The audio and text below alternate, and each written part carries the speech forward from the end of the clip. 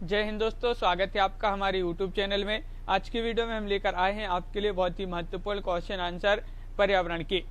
Video पूरा अवश्य देखिए। अगर आप चैनल पर पहली बार आए हैं तो चैनल को सब्सक्राइब कर लें, वीडियो को लाइक कर लें और ज़्यादा से ज़्यादा वीडियो को शेयर करें ताकि अन्य लोग भी यह वीडियो देख सकें। तो चलिए स्टार्ट करते हैं। रोज अपनी एक क्लास होती है 4 बजे, शाम को एक क्लास होती है, तो सभी लोग रोज शाम 4 बजे आए। पर्यावरण के बहुत ही महत्वपूर्ण क्वेश्चन आंसर यहाँ पर लाए जाते हैं और आज का अपना फर्स्ट क्वेश्चन यहाँ पर देख लेते हैं। देखिए, धान के खेतों से उत्पन्न होने वाली गैस जो कि वैश्विक तापक्रम में वृद्धि से संबंधित है, वह कौन सी गैस है? बताइए। क्लोरीन है या फिर मीथेन या कार्बन डाइऑक्साइड या हाइड्रोजन सल्फाइड? 12 का आंसर आपको बताना है, क्या होगा सही आंसर। धान के खेतों से उत्पन्न होने वाली गैस जो कि वैश्विक तापक्रम में वृद्धि से संबंध है और वह कौन सी है? तो आपका राइट आंसर होगा मीथेन, यानी कि विकल्प नंबर आपका बी यहाँ पर राइट आंसर होगा। मीथेन राइट आंसर है। अगला क्वेश्चन देखिए, मीथेन निम्न में से किससे निकलती या उत्सर्जित होती है? केवल धान के खेतों से, केवल दीमक की वाम्बी से, या फिर ए और बी दोनों, या उपरोक्त में से कोई नहीं? तो क्वेश्चन नंबर 13 है और आपका सही आंसर है मीथेन निम्न में से किससे निकलती है या उत्सर्जित होती है? तो आपका सही आंसर है 13 का सी राइट आंसर होगा। ए और बी दोनों आपका यहाँ पर सही आंसर है, केवल धान के खेतों से और दीमक की वाम्बी से। तो विकल्प नंबर आपका जो सी है वह आपका सही आंसर होगा।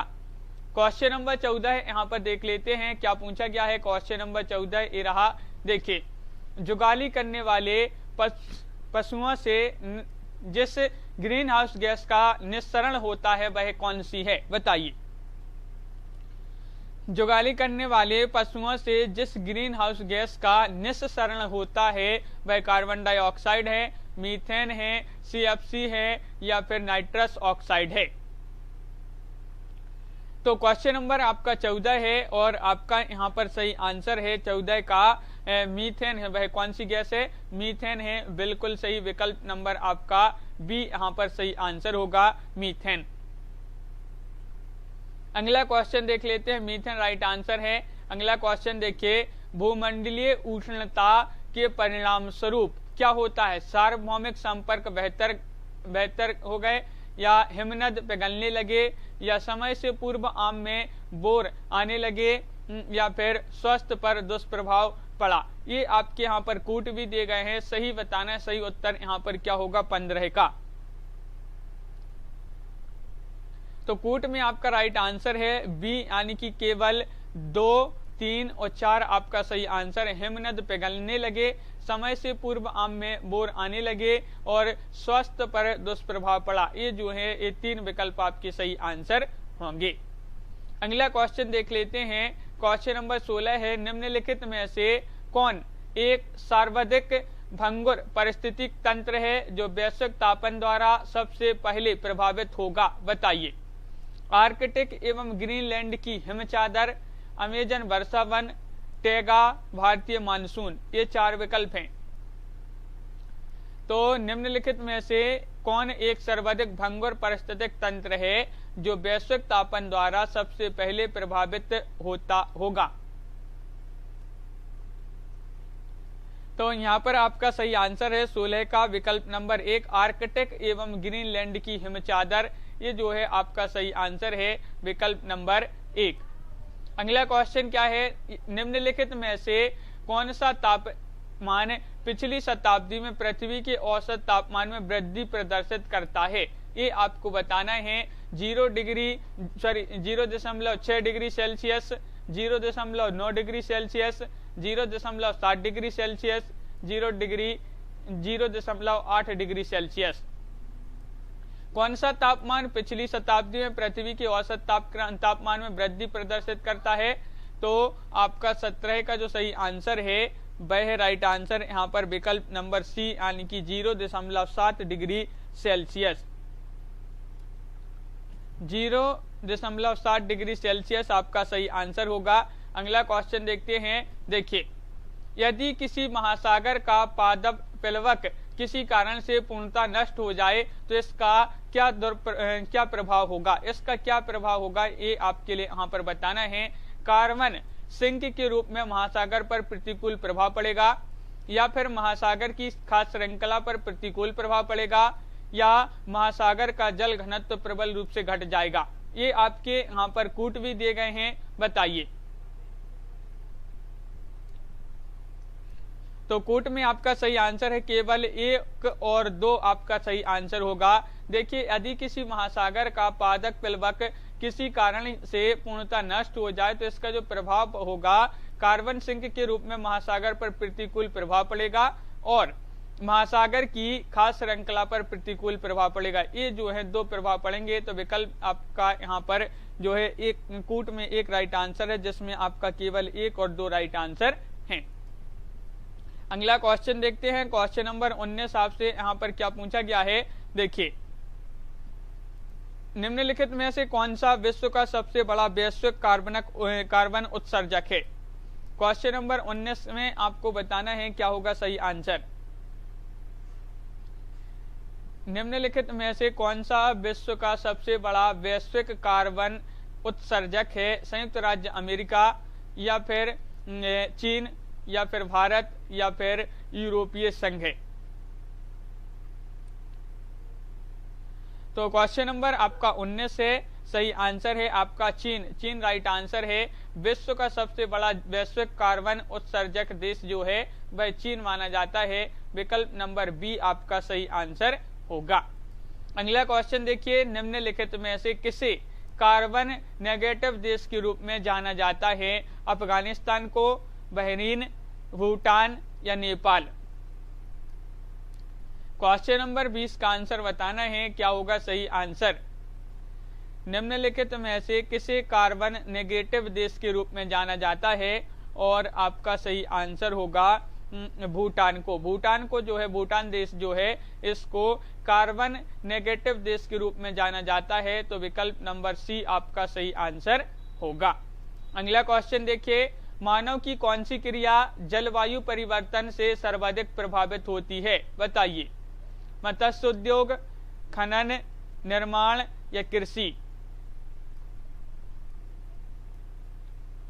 21 का आंसर आपको बताना है क्या होगा सही आंसर, बताइए।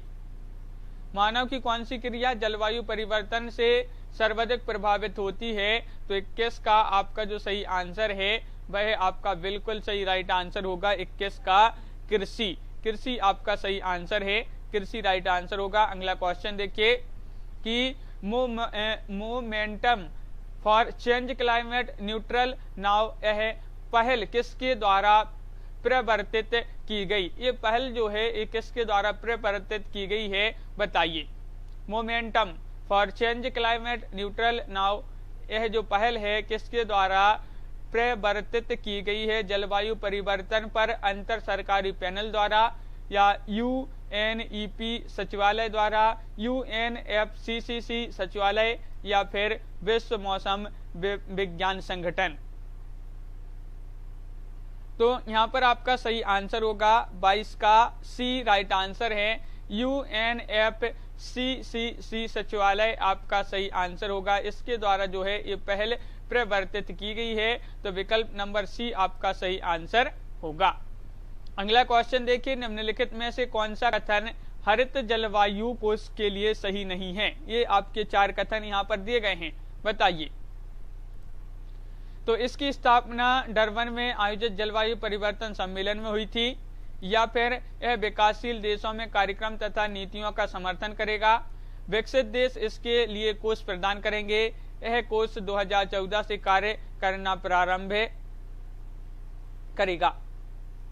तो कौन सा कथन हरित जलवायु के लिए सही नहीं है। तो आपका सही आंसर है जो सही नहीं है वह है विकल्प नंबर 1। इसकी स्थापना डरबन में आयोजित जलवायु परिवर्तन सम्मेलन में हुई थी। ये कथन सत्य नहीं है, असत्य कथन है। विकल्प नंबर 1 आपका सही आंसर होगा। अगला क्वेश्चन है अर्थ पावर के संदर्भ में निम्नलिखित कथनों पर विचार कीजिए। तो यहाँ पर एक कथन दिए गए हैं और आपका सही आंसर क्या होगा, अर्थ ओवर है, सॉरी यहाँ पर अर्थ ओवर है, और अर्थ ओवर के संदर्भ में निम्नलिखित कथनों पर विचार कीजिए, यानी कि कौन से कथन यहाँ पर सही हैं अर्थ ओवर के संदर्भ में।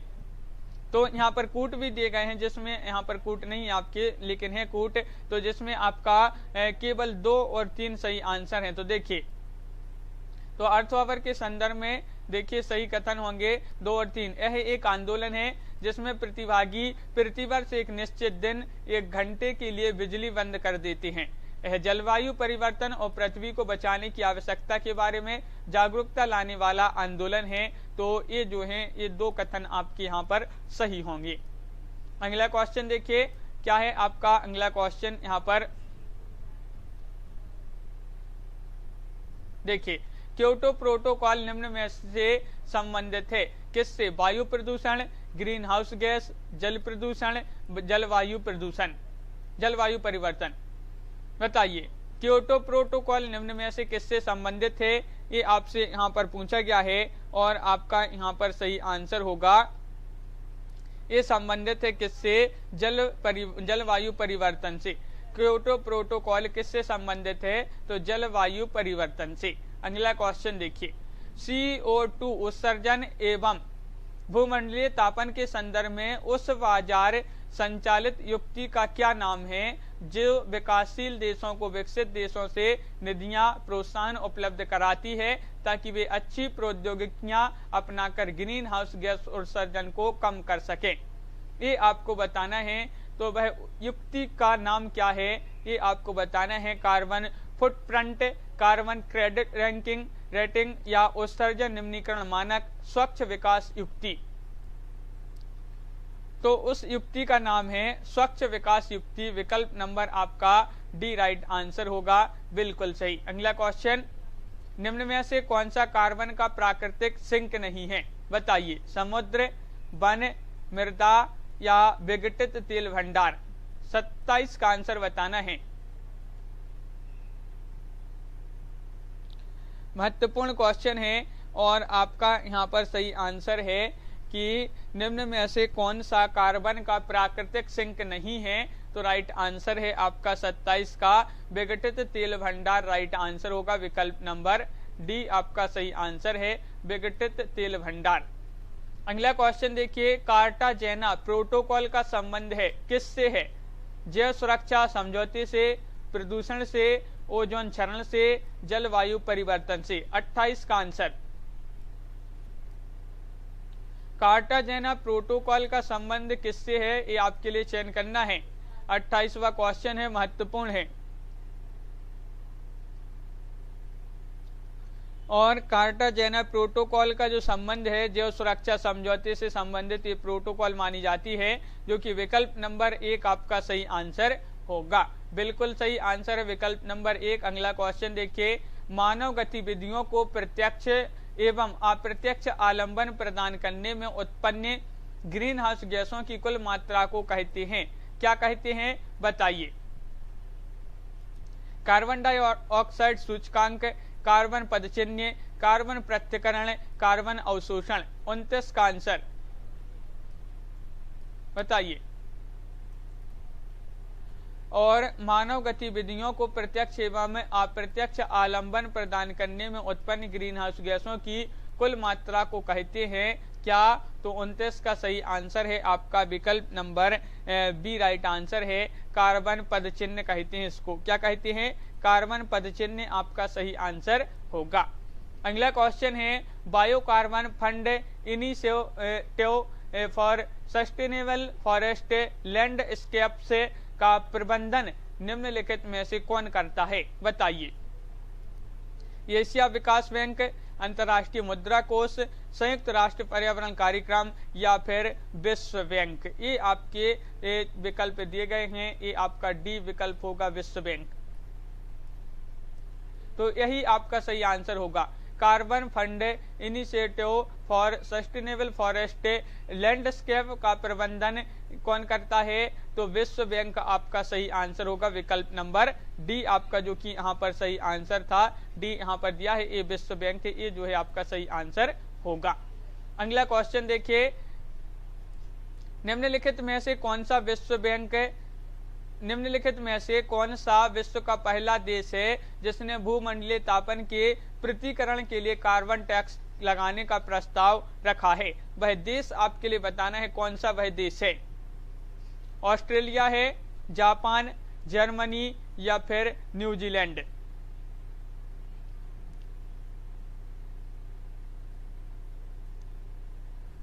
विश्व का वह पहला देश जिसने भूमंडलीय तापन के पृथक्करण के लिए कार्बन टैक्स लगाने का प्रस्ताव रखा है, तो वह देश माना जाता है कौन सा? 31 का सही आंसर है आपका न्यूजीलैंड, जो कि विकल्प नंबर आपका डी यहाँ पर सही आंसर होगा। अगला क्वेश्चन देखिए, निम्नलिखित में से किस देश ने ग्रीन हाउस गैस के उत्सर्जन में कमी करने हेतु 2019 में कार्बन टैक्स लगाने की घोषणा की है? 2019 में बताना है। थाईलैंड, चीन, सिंगापुर या मलेशिया? 32 का आंसर बताइए।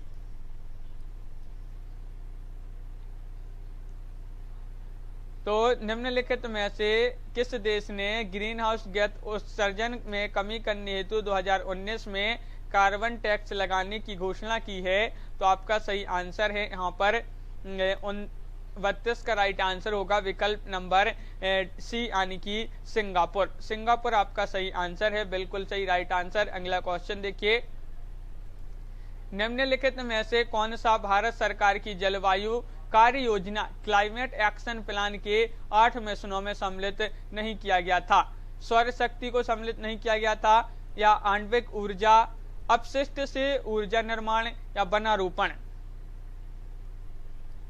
क्वेश्चन नंबर 33 का आंसर बताना है, क्या होगा सही आंसर। निम्नलिखित में से कौन भारत सरकार की जलवायु कार्य योजना के 8 मिशनों में सम्मिलित नहीं किया गया था? तो 33 का सही आंसर है आपका विकल्प नंबर बी, यानी कि आणविक ऊर्जा आपका सही आंसर होगा विकल्प नंबर बी। अगला क्वेश्चन देखिए, जलवायु परिवर्तन पर भारत की प्रथम राष्ट्रीय कार्य योजना कब प्रारंभ की गई थी? 34वां क्वेश्चन है, महत्वपूर्ण है, बताइए। वर्ष 2000 में, वर्ष 2008 में, वर्ष 2012 में, वर्ष 2015 में? 34 का आंसर बताइए। जलवायु परिवर्तन पर भारत की प्रथम राष्ट्रीय कार्य योजना कब प्रारंभ की गई थी? तो आपका सही आंसर यहाँ पर होगा 34 का विकल्प नंबर बी राइट आंसर है, वर्ष 2008 में। वर्ष 2008 में एक कार्य योजना प्रारंभ की गई थी जलवायु परिवर्तन पर। भारत की प्रथम राष्ट्रीय कार्य योजना है, याद रखिए 2008 में ये प्रारंभ की गई थी। महत्वपूर्ण क्वेश्चन आपसे पूछा गया है। अगला क्वेश्चन देखिए, निम्नलिखित में से कौन सी गैसें वैश्विक तापन में योगदान देती हैं? बताइए। जलवाष्प, नाइट्रस ऑक्साइड या मेथेन, HFCS? ये 4 विकल्प हैं। निम्नलिखित में से कौन सी गैसें वैश्विक तापन में योगदान देती हैं? तो आपका 35 का सही आंसर होगा। हाँ, बिल्कुल सही राइट आंसर है। 35 का विकल्प नंबर आपका क्या होगा सही आंसर। यहाँ पर आपके तो कथन भी दिए गए हैं, तो यहाँ पर आपका सही आंसर है कथन में उपरोक्त सभी राइट आंसर है। यानी कि जो गैसें हैं, कौन सी गैसें वैश्विक तापन में योगदान देती हैं? तो जलवाष्प भी, नाइट्रस ऑक्साइड भी, मीथेन भी, HFCS भी। तो आपका उपरोक्त सभी राइट आंसर होगा। निम्न में से किसकी वैश्विक तापन क्षमता सर्वाधिक होती है? CO2 की, CH4 की, N2O की या SF6? किसकी वैश्विक तापन क्षमता सर्वाधिक होती है? तो आपका सही आंसर है यहाँ पर 36 का सही आंसर विकल्प नंबर आपका डी राइट आंसर है। SF6 आपका सही आंसर होगा। SF6 जो है आपका सही आंसर है। इसकी वैश्विक तापन क्षमता सबसे अधिक होती है, बिल्कुल सही। अगला क्वेश्चन यहाँ पर पूछा गया है, महत्वपूर्ण है। निम्नलिखित में से कौन जलवायु परिवर्तन के खगोलीय सिद्धांतों से संबंधित नहीं है? कौन नहीं है? पृथ्वी का अंडाकार कक्षीय मार्ग, या फिर पृथ्वी की घूर्णन अक्षीय झुकाव, या फिर विषुव आयन, जैसे सूर्य की पृथ्वी से सूर्य की अपसौर का अपसौर या अपसौर की स्थिति, या फिर स्वर विकिरित ऊर्जा, जिसको स्वर विकिरण भी बोलते हैं। बताइए कौन जलवायु परिवर्तन के खगोलीय सिद्धांतों से संबंधित नहीं है? तो 37 का आपका जो सही आंसर है वह आपका राइट आंसर सौर विकिरित ऊर्जा यानी कि सौर विकिरण आपका सही आंसर होगा।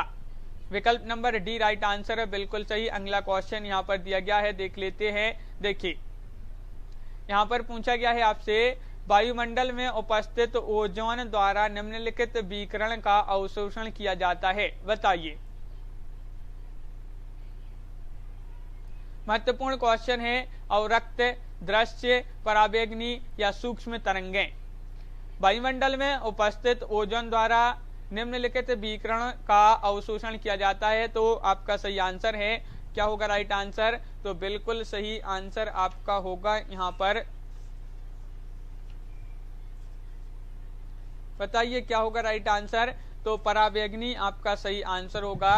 इनका जो है अवशोषण किया जाता है, तो पराबैंगनी आपका राइट आंसर है। अगला क्वेश्चन है, ओजोन परत अवस्थित है। ये आपका बहुत ही महत्वपूर्ण मोस्ट इंपोर्टेंट क्वेश्चन है। ओजोन परत अवस्थित है क्षोभ मंडल में, समताप मंडल में, मध्य मंडल में, आयन मंडल में। तो आपका यहाँ पर 2 का राइट आंसर होगा कि ओजोन परत जो है स्थित है, ये आपका सही आंसर है। कहाँ पर है? ये है आपकी समताप मंडल में। कहाँ पर? समताप मंडल, यानी कि विकल्प नंबर आपका बी राइट आंसर होगा, समताप मंडल। अगला क्वेश्चन देखिए, ओजोन परत की पृथ्वी से लगभग ऊंचाई पर है। बताइए, ओजोन परत पृथ्वी से लगभग ऊंचाई पर है कितने किलोमीटर? 50 किलोमीटर, 300 किलोमीटर, 2000 किलोमीटर या 20 किलोमीटर? 3 का सही आंसर। और आपका सही आंसर है 3 का विकल्प नंबर बी, विकल्प नंबर डी राइट आंसर है, यानी कि 20 किलोमीटर। ओजोन परत पृथ्वी से लगभग 20 किलोमीटर ऊंचाई पर है, तो विकल्प नंबर आपका डी राइट आंसर होगा। अगला क्वेश्चन देखिए कि समताप मंडल में ओजोन के स्तर को प्राकृतिक रूप से विनियमित किया जाता है, किसके द्वारा? बताइए।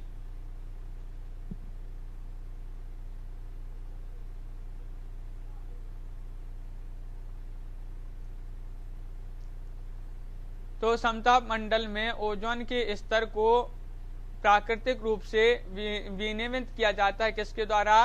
तो राइट आंसर है नाइट्रोजन ऑक्साइड द्वारा। नाइट्रोजन ऑक्साइड आपका सही आंसर होगा, बिल्कुल सही। अगला क्वेश्चन यहाँ पर आपसे पूछा गया है कि निम्नलिखित में से कौन सा एक ओजोन परत की क्षीणता के लिए उत्तरदायी नहीं है? कौन नहीं है, ये आपको बताना है। बताइए।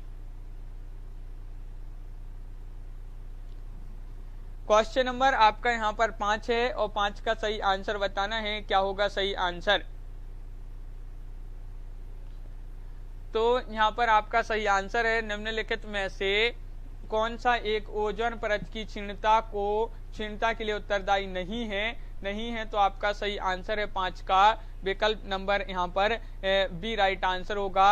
ये यहाँ पर सही आंसर है, यानी कि विलायक के रूप में प्रयुक्त मेथिल क्लोरोफॉर्म आपका सही आंसर होगा। अगला क्वेश्चन देखिए, ओजोन छिद्र का निर्माण सर्वाधिक हुआ है भारत के ऊपर, अफ्रीका के ऊपर, अंटार्कटिका के ऊपर या फिर यूरोप के ऊपर? बताइए कहां पर हुआ है। क्वेश्चन नंबर 6 है, महत्वपूर्ण है। ओजोन छिद्र का निर्माण सबसे अधिक हुआ है, कहां पर हुआ है? तो क्वेश्चन नंबर 6 है और आपका सही आंसर है 6 का विकल्प नंबर यहाँ पर सी राइट आंसर होगा, यानी कि अंटार्कटिका के ऊपर विकल्प नंबर आपका सी राइट आंसर होगा। अगला क्वेश्चन देखिए, क्वेश्चन नंबर आपका 7 है। अंटार्कटिक क्षेत्र में ओजोन छिद्र का बनना चिंता का विषय है, इस छिद्र के बनने का संभावित कारण क्या है? ये महत्वपूर्ण क्वेश्चन है। ये छिद्र जो बनता है इसका संभावित कारण क्या है? विशिष्ट क्षोभ मंडलीय विक्षोभ की उपस्थिति तथा क्लोरोफ्लोरोकार्बन का अंतर्वाह, विशिष्ट ध्रुवीय वाताग्र तथा समतापमंडलीय बादलों की उपस्थिति तथा क्लोरोफ्लोरोकार्बन का अंतर्बाह्य, या फिर ध्रुवीय वाताग्र तथा समतापमंडलीय बादलों की अनुपस्थिति तथा मीथेन और क्लोरोफ्लोरोकार्बन के अंतर्बाह्य, या फिर वैश्विक तापन से ध्रुवीय प्रदेश में हुई तापमान वृद्धि। तो राइट आंसर है आपका यहाँ पर क्या होगा सही आंसर कि अंटार्कटिक क्षेत्र में ओजोन छिद्र का बनना चिंता का विषय है। इस छिद्र का बनने का जो संभावित कारण है वह है विशिष्ट ध्रुवीय वाताग्र और समतापमंडलीय बादलों की उपस्थिति तथा क्लोरोफ्लोरोकार्बन का अंतर्बाह्य। ये जो है आपका सही आंसर होगा विकल्प नंबर बी। अगला क्वेश्चन है फ्रिज एवं एसी में कौन सी गैस भरी जाती है। महत्वपूर्ण क्वेश्चन पूछा गया है आपसे, बताइए फ्रिज एवं एसी में कौन सी गैस भरी जाती है। अमोनिया या मेथनॉल या मीथेन या एसिटिलीन। क्वेश्चन नंबर आपका 8 है जो कि महत्वपूर्ण क्वेश्चन आपसे पूछा गया है। फ्रिज और एसी में कौन सी गैस भरी जाती है, और आपका सही आंसर होगा मेफ्रॉन। आपका सही आंसर है मेफ्रॉन, आपका राइट आंसर है विकल्प नंबर बी आपका सही आंसर होगा। अगला क्वेश्चन देखिए, निम्न में से किसने तिब्बत पठार के ऊपर वर्ष 2005 में ओजोन आभा मंडल यानी कि ओजोन हेलो का पता लगाया था। किन्होंने लगाया था। एम मोलेना या जोसेफ फरमन, GW केंट मूर या मार्कस रेक्स। किन्होंने तिब्बत पठार के ऊपर वर्ष 2005 में ओजोन आभा मंडल यानी कि ओजोन हेलो का पता लगाया था। ये महत्वपूर्ण क्वेश्चन है, किन्होंने पता लगाया था इसका, तो सही आंसर होगा आपका यहाँ पर GW केंट मूर आपका सही आंसर है विकल्प नंबर सी आपका सही आंसर होगा। अगला क्वेश्चन देखिए, मॉन्ट्रियल प्रोटोकॉल निम्न में से किसके चरण से संबंधित है। हरित गृह गैसों, अम्लीय वर्षा, ओजोन परत, संकटग्रस्त प्रजाति। मॉन्ट्रियल प्रोटोकॉल ये आपके लिए बताना है ये निम्न में से किसके चरण से संबंधित है, और आपका यहाँ पर सही आंसर है ओजोन परत आपका राइट आंसर होगा, यानी कि विकल्प नंबर आपका जो सी है वह आपका सही आंसर है। ओजोन परत राइट आंसर है कि मॉन्ट्रियल प्रोटोकॉल ओजोन परत के चरण से संबंधित मानी जाती है, जो कि महत्वपूर्ण क्वेश्चन आपका एग्जाम में पूछा गया ये क्वेश्चन है आपका। अगला क्वेश्चन देखिए, अंतर्राष्ट्रीय ओजोन दिवस मनाया जाता है कब। 16 सितंबर को या 7 दिसंबर को, 30 मार्च को, 22 अप्रैल को। महत्वपूर्ण क्वेश्चन, अंतर्राष्ट्रीय ओजोन दिवस कब मनाया जाता है। अरिज जी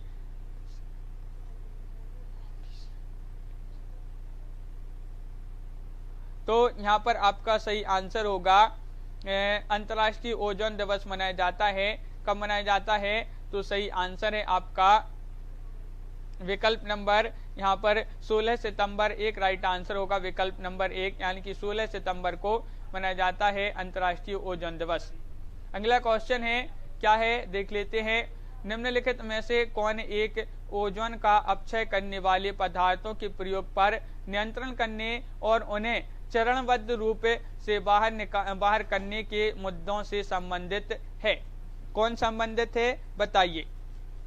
ब्रेटन वुड्स सम्मेलन, मॉन्ट्रियल प्रोटोकॉल या क्योटो प्रोटोकॉल या नागोया प्रोटोकॉल। तो यहाँ पर आपका 12 का जो सही आंसर होगा 12 का वह है आपका राइट आंसर विकल्प नंबर यहाँ पर बी राइट आंसर है। मॉन्ट्रियल प्रोटोकॉल आपका सही आंसर होगा। अगला क्वेश्चन है क्वेश्चन नंबर 13 आपसे पूछा गया है, इसमें आपके कथन दिए गए हैं ए और आर।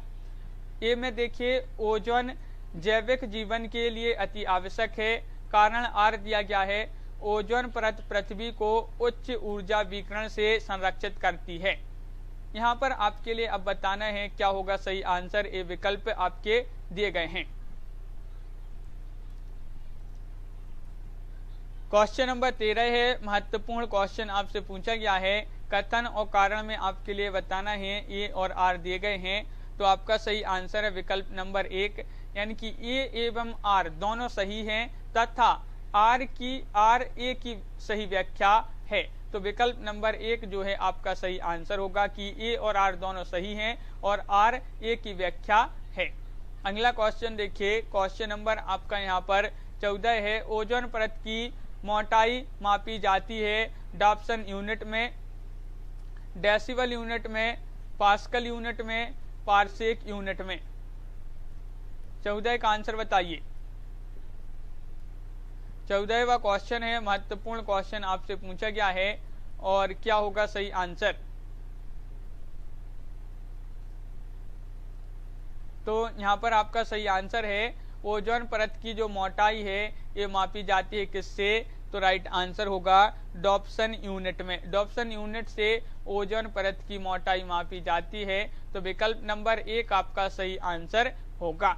अगला क्वेश्चन देखिए, क्वेश्चन नंबर आपका 15 है कि किगाली समझौते के संबंध में निम्नलिखित कथनों में से असत्य कथन को पहचानिए। बताइए, किगाली समझौता जो है इसमें से आपको इसके संबंध में एक कथन दिए गए हैं और असत्य कथन का चयन करना है। यह ओजोन विघटनकारी और वैश्विक तापन हेतु जिम्मेदार सभी पदार्थों के उत्सर्जन पर रोक लगाने हेतु एक समझौता है। ए या जनवरी 2019 से यह सदस्य देशों हेतु बाध्यकारी हो चुका है। भारत ने इस पर वर्ष 1992 में हस्ताक्षर किए, या फिर यह समझौता HCFCs श्रेणी के ग्रीन हाउस गैसों के उत्सर्जन को कम करने हेतु था। तो असत्य कथन बताने हैं किगाली समझौते के संबंध में। तो 15 का सही आंसर है आपका विकल्प नंबर यहाँ पर सी राइट आंसर होगा, यानी कि भारत ने इस पर 1992 में हस्ताक्षर किए थे। तो ये कथन आपका कैसा है, असत्य कथन है। बिल्कुल सही, विकल्प नंबर सी आपका सही आंसर होगा।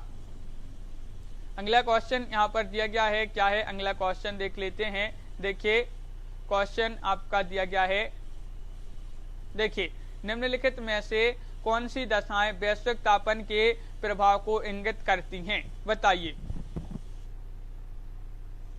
महत्वपूर्ण क्वेश्चन पूछा गया है, क्या होगा सही आंसर।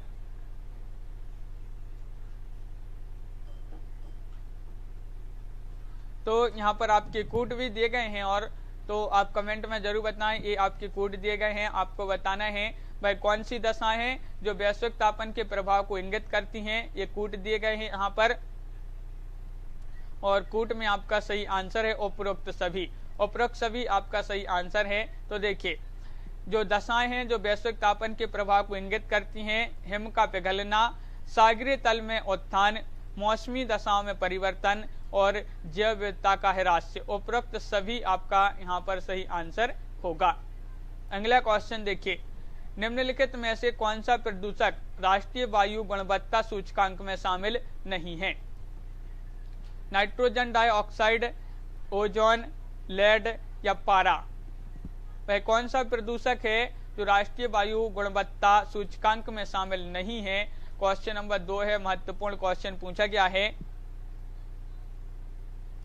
और आपका सही आंसर होगा पारा। पारा जो है ये एक प्रदूषक है जो कि राष्ट्रीय वायु गुणवत्ता सूचकांक में शामिल नहीं है। तो विकल्प नंबर आपका 4 यहाँ पर सही आंसर है, विकल्प नंबर डी राइट आंसर होगा। अगला क्वेश्चन यहाँ पर देखिए क्वेश्चन नंबर आपका 3 है कि जैव अपघटनीय प्रदूषक है, कौन सा है।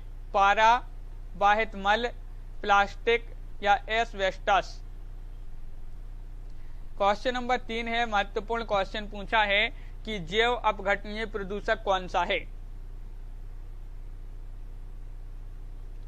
तो क्वेश्चन नंबर 3 का आपका जो सही आंसर है वह है आपका राइट आंसर विकल्प नंबर बी, यानी कि बाहित मल। बाहित मल जो है ये एक जैव अपघटनीय प्रदूषक माना जाता है। तो विकल्प नंबर बी आपका सही आंसर होगा, बाहित मल।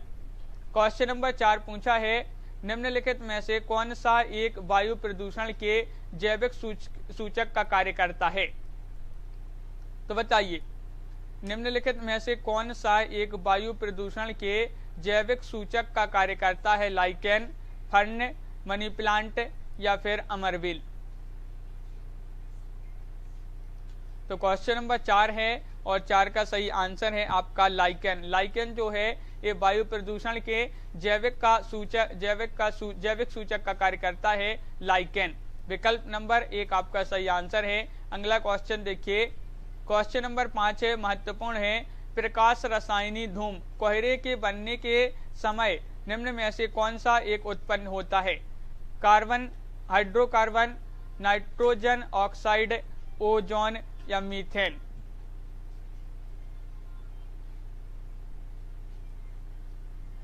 क्वेश्चन नंबर आपका 5 है, प्रकाश रसायनी धूम यानी कि कोहरे के बनने के समय निम्न में से कौन सा एक उत्पन्न होता है? हाइड्रोकार्बन, नाइट्रोजन ऑक्साइड या फिर ओजोन या मीथेन। तो 5 का आपका सही आंसर है यहाँ पर विकल्प नंबर बी राइट आंसर होगा। नाइट्रोजन ऑक्साइड आपका सही आंसर है। ये जो है ये उत्पन्न होता है प्रकाश रसायनी धूम यानी कि कोहरे के बनने के समय नाइट्रोजन ऑक्साइड उत्पन्न होता है। तो विकल्प नंबर आपका बी राइट आंसर होगा। तो बिल्कुल सही, यहाँ पर बहुत ही महत्वपूर्ण क्वेश्चन कंप्लीट हुए पर्यावरण के। आगे के जो क्वेश्चन है वह कल की क्लास में करेंगे। रोज अपनी एक क्लास होती है, शाम को 4 बजे एक क्लास होती है अपनी। तो रोज सभी लोग आए और पर्यावरण के बहुत ही महत्वपूर्ण क्वेश्चन आंसर लाए जाते हैं इस क्लास में। सभी लोग वीडियो को लाइक कर लें और अगर आप चैनल पर पहली बार आए तो चैनल को सब्सक्राइब कर लें, बेल आइकन दबाएं और ऑल पर क्लिक करें ताकि ऑल वीडियो की जो नोटिफिकेशन है वह आपके यहाँ तक पहुंचे। बहुत सारे वीडियो आपके लिए आते हैं चैनल पर, तो चैनल को सब्सक्राइब अवश्य कर लें। तो आज के वीडियो में